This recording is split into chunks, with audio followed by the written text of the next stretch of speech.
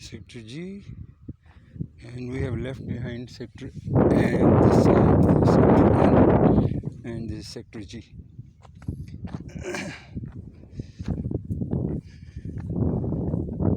And this area is for hospital and school.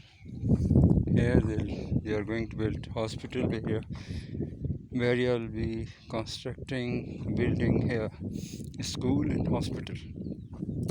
So the people from both the sides, from sector N and from sector G, they can just come here within no time.